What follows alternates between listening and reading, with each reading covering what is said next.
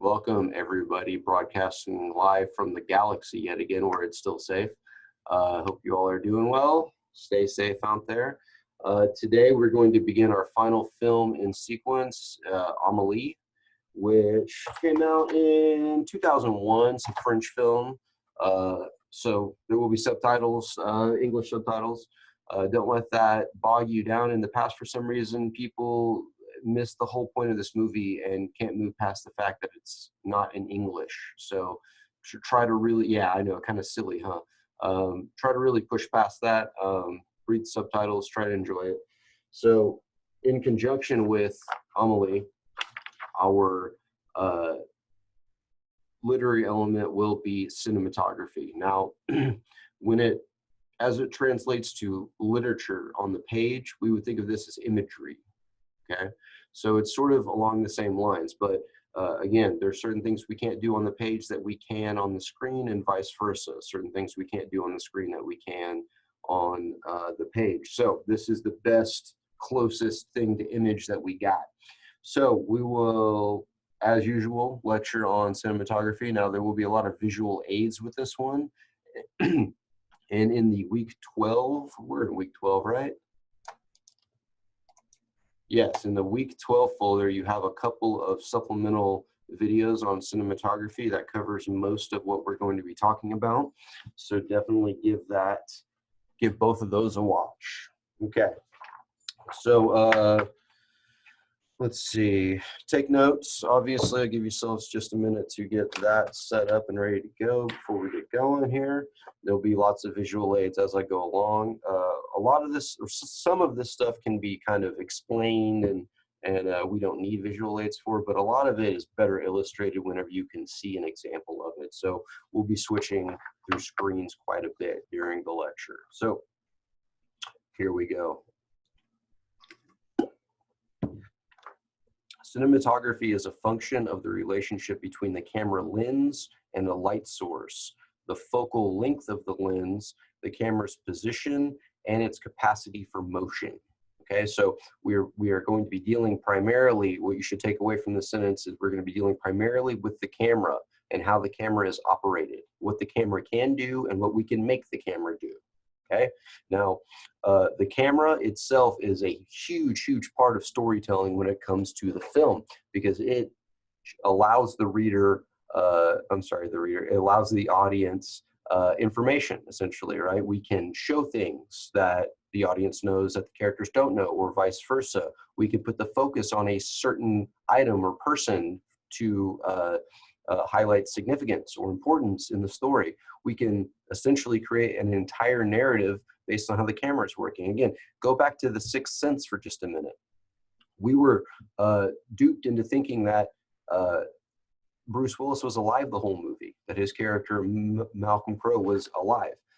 This was mainly accomplished through the camera works and the setup of the scenes. Again, think about the example when Cole walks into the room, into his living room, and his mom and Malcolm Crowe are sitting opposite each other at a couple of chairs as if they had just finished a conversation, or there had come some sort of conversational lull or pause. Okay, right there was a perfect example of placing the camera in a certain way that would suggest an outcome, suggest that these two people just had a conversation. So we're primarily going to be dealing with how the camera can be used.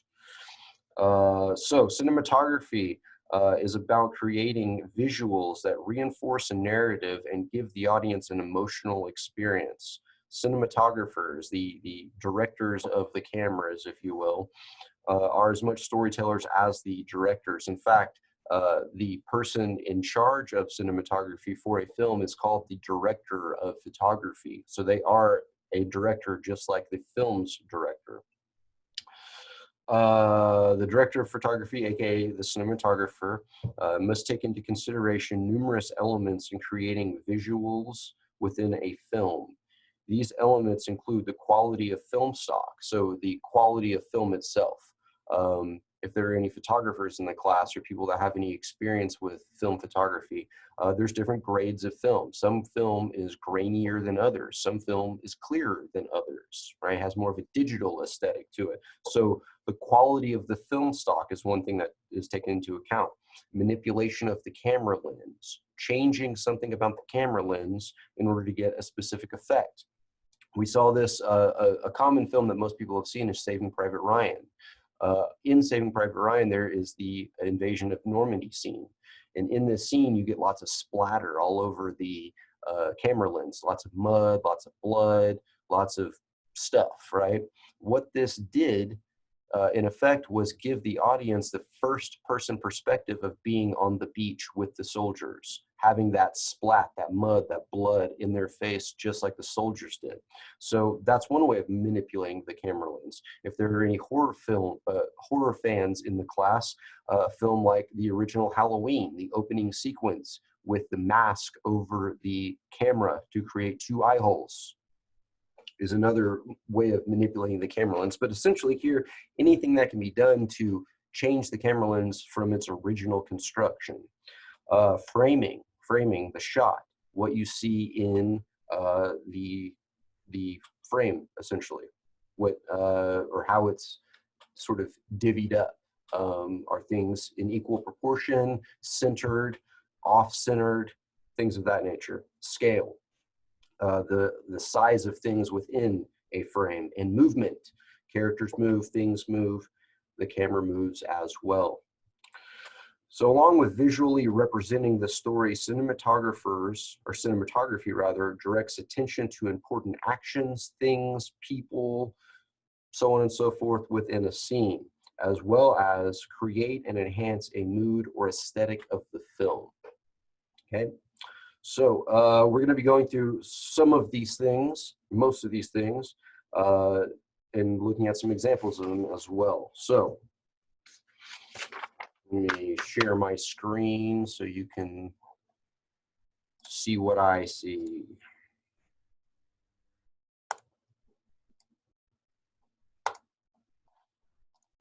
Okay, do we see what looks like a Google search screen? Thumbs up if we do. Okay, cool. Let's see if I can zoom in on web. Okay. So quality of film is where we're going to begin. Quality of film. Again, there's different grades of film. Some look better than others. This doesn't necessarily mean better in a positive sense, but better in a clearer sense, okay? So the first thing we'll talk about is contrast, which is the ratio between light and dark within an image. High contrast means a large difference between light and dark and is associated with low-key lighting or low lighting. Low contrast refers to little difference between light and dark in a shot.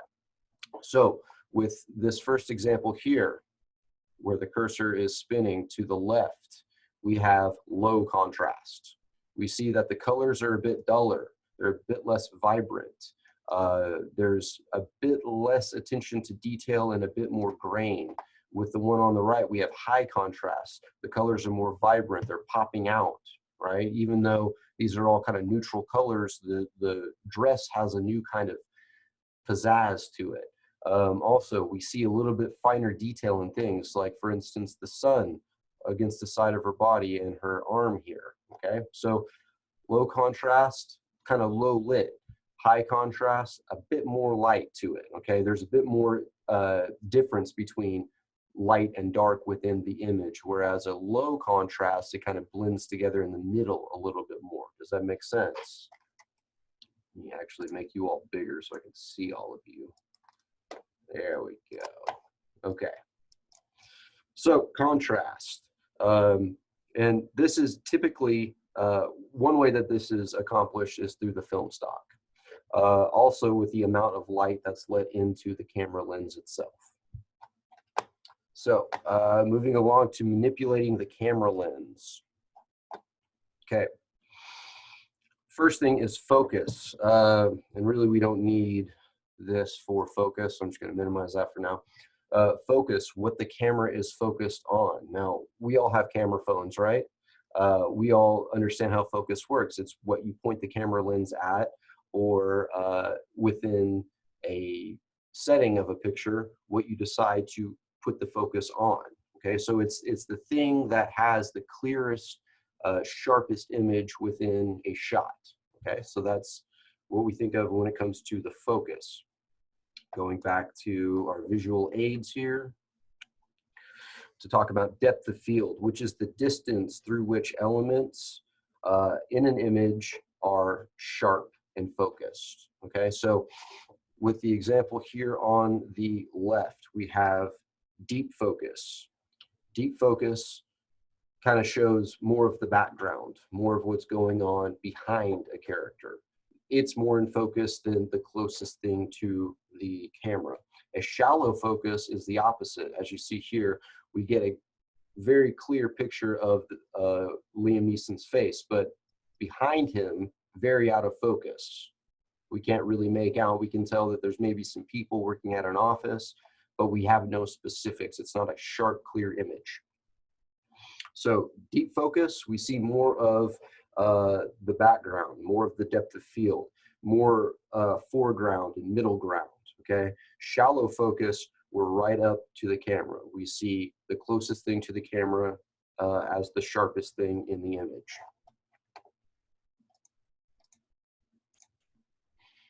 Okay.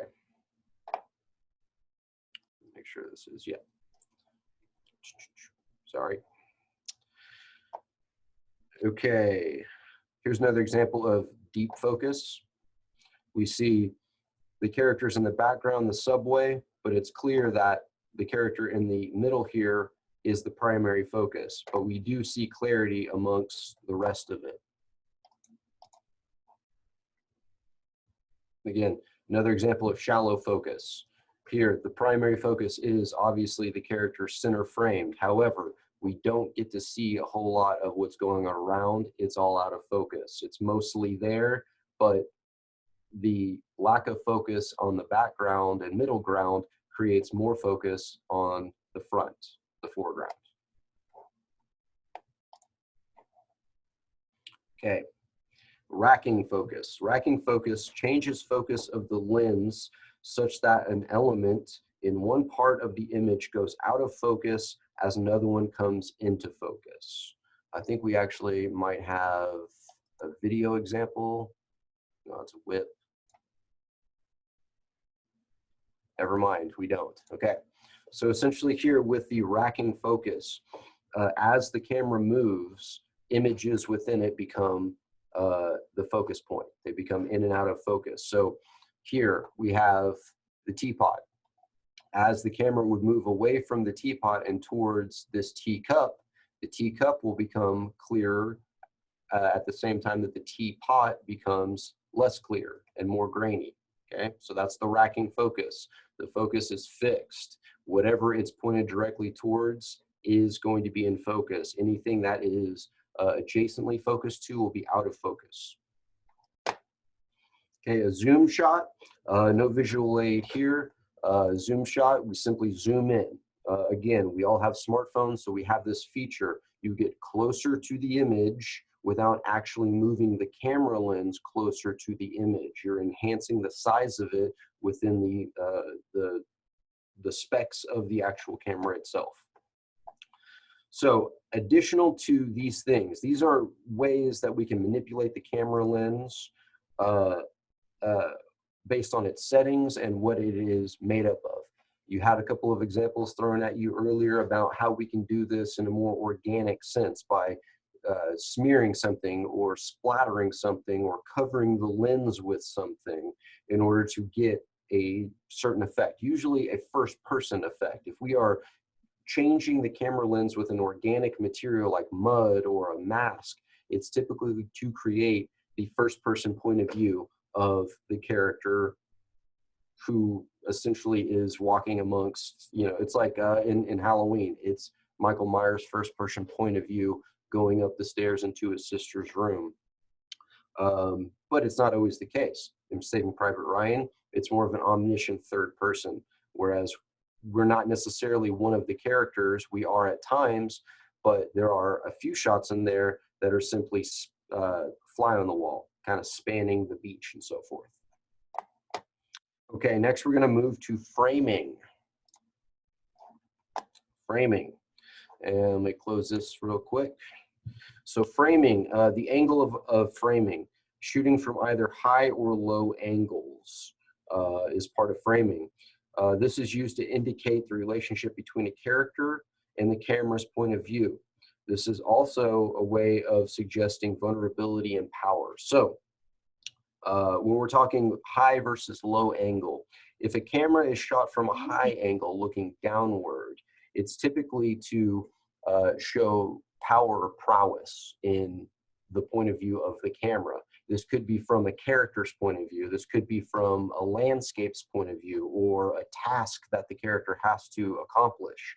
But the high to low angle shows adversity. It shows a challenge. It shows that the character that's looking up at it is much smaller. The opposite of that, going from a low angle upwards, shows a similar effect. It shows that whatever the character is looking at is greater than they are, or more powerful, or more intimidating in some way. Level of framing is the height in which the camera is operated. It could be from a low ground or from a high crane, or anywhere in between. The use of this is used to elicit an emotional response, such as power versus vulnerability, or to create visual compositions like a landscape shot or something to that effect. Okay, moving back to our visual aids here. We have what's known as canted framing. It's also known as Dutch framing. This is when the frame is not level. It's usually skewed off to the side, as you see here with John Turturro kind of at an angle. He's almost I mean, he's not quite straight up and down in the frame. We see this a lot in 90s movies. I grew up with this kind of stuff where it seemed like every film had this kind of framing. We actually watched a film in this class, Minority Report, that used Dutch framing a lot of side angle framing. Some appeared in Sixth Sense as well. So what this typically does is creates a sense of chaos or instability within the viewer, right? Typically, whenever we see Dutch framing, it's within a conflict or somebody screaming, as John Turturro is doing in this shot here, okay? So chaos, instability is typically what the Dutch or canted framing will create. Okay, don't need this for that. Okay, a following shot. A following shot is framing that shifts to keep moving figures on screen. It's typically like a following shot, like the camera is following somebody, okay? Or it can be done from a first-person point of view where it looks as though the camera is seeing what the person moving is seeing. But typically speaking, a following shot attempts to keep something in frame, typically a character. So it's usually following or a head looking backwards or an overhead shot of the character moving.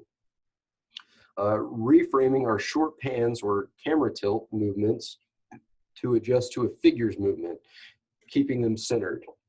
We see this a lot whenever we see characters have face-to-face conversations, where it'll go from one character's face to another character's face, depending on who is speaking at the time. This would be reframing. Point of view. Point of view is taken from is a shot taken with a camera at approximately a character's eye level to show the audience what they see. So giving the camera the viewpoint of a character, again, to show the audience what the character might see. This could suggest a character's inner desires, needs, or wants. This could suggest anxiety. This could suggest any number of emotional responses, actually, because it is all about putting the audience in the character's point of view. Okay, next is the wide angle lens. As you see in this example here, the wide angle lens almost has like a fisheye kind of look to it. The wide angle lens and the fisheye lens are pretty much the same thing. So it exaggerates the distance between the foreground and the background of a scene. Allows for a larger depth of field. Notice in the background here, it almost seems circular, as if, again, you're looking at it through a fish lens or a fish bowl, okay? Whereas the center is mostly unexaggerated, but still there are elements of it that are exaggerated. Everybody still with me? Thumbs up if we're good. Any questions thus far? Neato, we will press on. All right, I love all the thumbs up. Brilliant. Okay, moving along to scale. Moving along to, well, yeah, moving along to scale. I'm going to skip that because this one's better. We could talk about all of them with this one. Okay. Scale is essentially what is in the frame, how we framed the shot. So we have, the first one is the extreme long shot, a framing in which the scale of an object shown is very small, like a building or a landscape. We get that with this one up here in the upper left, okay, the extreme long shot. This is done, again, to show a big structure of some type, but within that and capturing that, the scale of it seems smaller, as if we are looking at it from a long distance. Next, we have the long shot, sometimes known as the very long shot, somewhat the same. The very long shot, I don't know. I've heard that being referenced before, but also in the same breath as the extreme long shot. So I'm not sure how much of a distinction there actually is. It's kind of the middle ground between extreme long and long. But long shot typically is the framing of about the size of a full-grown human. So as you see in the upper right here, about head to toe of an adult. That would be considered a long shot.